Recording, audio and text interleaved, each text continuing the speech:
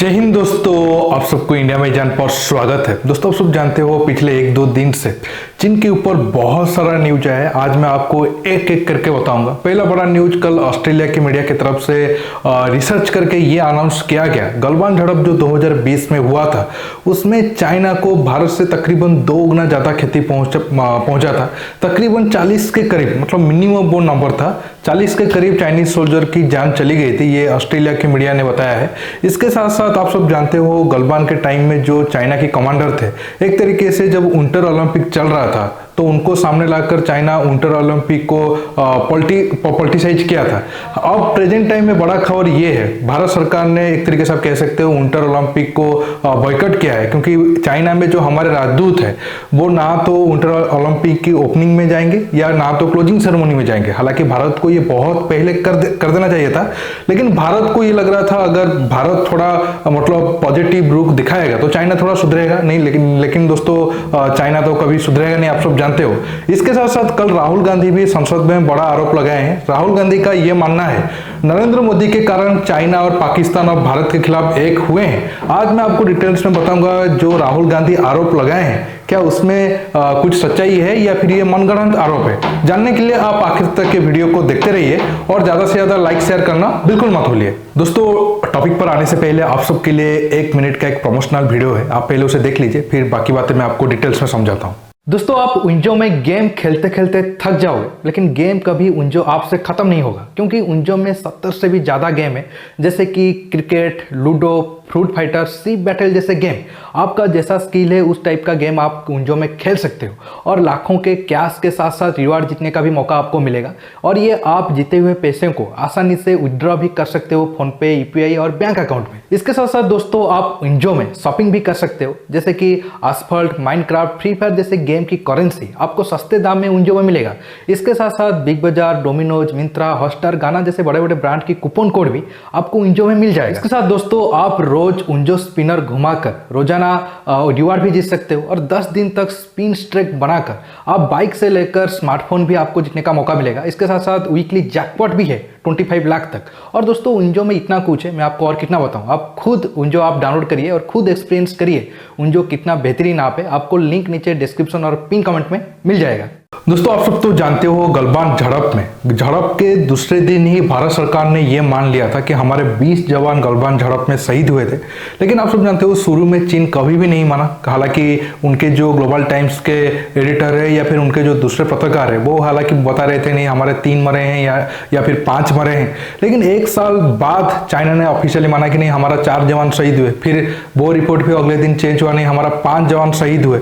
लेकिन अब present time में जो ऑस्ट्रेलिया के एक बड़ा आप कह सकते हो इन्वेस्टिगेशन वाला करने वाला मीडिया हाउस द क्लैक्सन, उन्होंने अब खुलासा किया है कि गलवान झड़प में चाइना को भारत की कंपेयर में ज्यादा नुकसान हुआ था और मिनिमम 40 के करीब जवान शहीद हुए थे। हालांकि उस टाइम में यूएस रिपोर्ट और हमारा इंडियन आर्मी की रिपोर्ट भी सेम आंकड़े को बता रहे थे, नंबर वही 35 से 45 के बीच वेरी कर रहा था।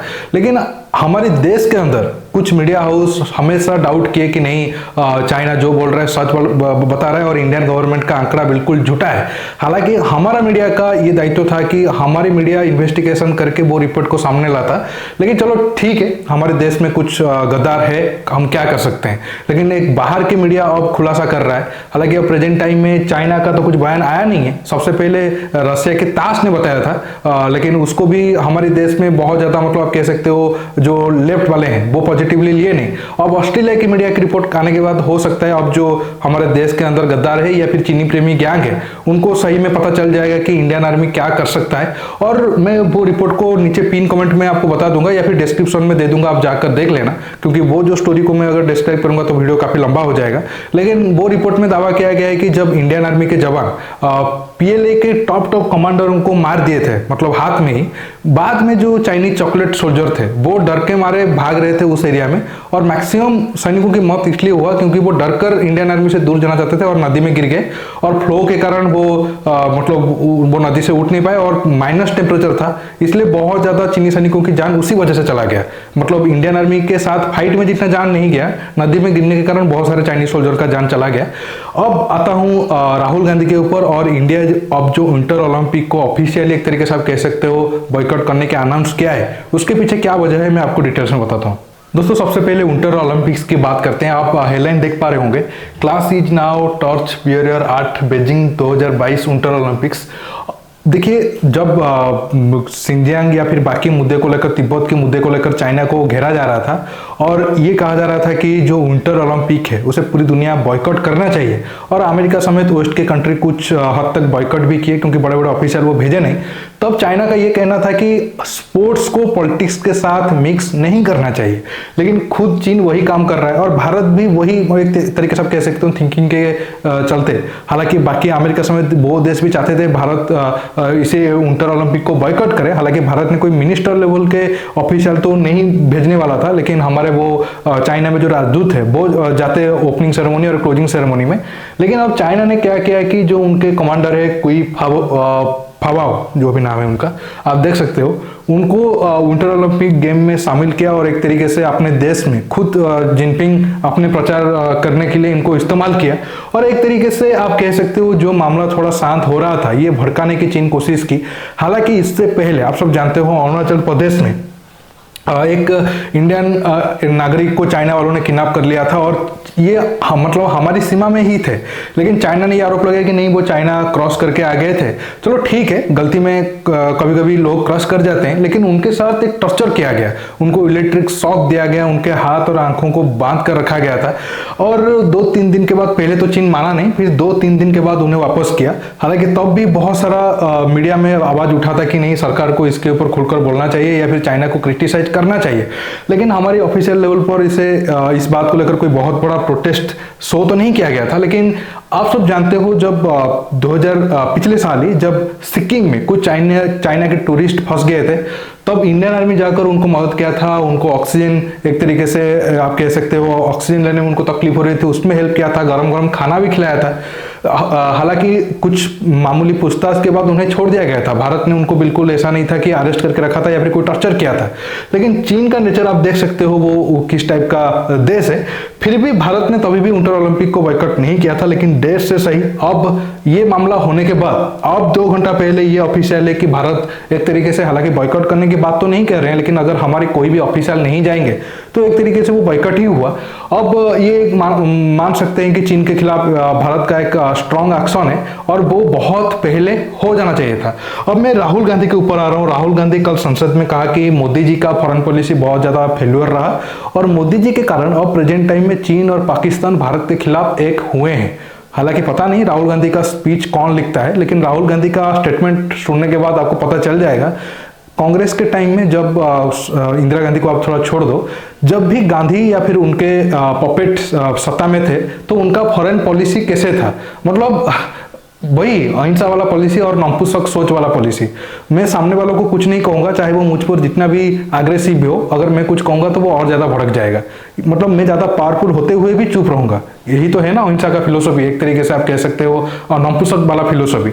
मतलब भारत अगर अब मतलब उनके हिसाब से अब भारत को चुप रहना चाहिए था, नहीं तो चीन और पाकिस्तान भारत के खिलाफ एक हो जाएंगे। हालांकि डॉक्टर जयशंकर उन्हें मुंहतोड़ जवाब दिए हैं, लेकिन मेरा एक सवाल था, या फिर देशवासियों का भी ये सवाल होगा, ठीक है अब मोदी जी के टाइम में चीन और पाकिस्तान भारत के खिलाफ एक साथ आ रहे हैं, लेकिन 2008-9 में तब तो मोदी जी कारण नहीं थे कांग्रेस को और चाइना के कम्युनिस्ट पार्टी के बीच मतलब उनके बीच डील होने के लिए, या फिर उनके बीच कुछ एग्रीमेंट साइन हुआ था, तब तो ये देश की कोई जरूरत नहीं थी। अगर तब वो किए भी थे तो अब प्रेजेंट टाइम में वो डील को ये लोग क्यों नहीं तोड़ रहे हैं? एक भारत के एक पॉलिटिकल पार्टी का चाइनीज कम्युनिस्ट पार्टी के साथ क्या काम है? ये तो एक बड़ा सवाल उठना चाहिए।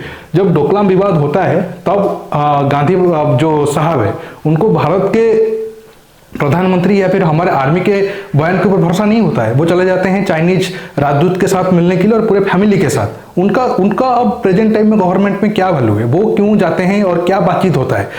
छोड़िए वो बातचीत करूंगा तो वो ज़्यादा पॉलिटिकल हो जाएगा, और आप सब जानते हैं इनके मतलब वो लोग कैसे हैं और उनका लॉयलिटी भारत के खिलाफ है या फिर इटली के खिलाफ है, उसके ऊपर ज़्यादा तो बात करने की जरूरत है नहीं।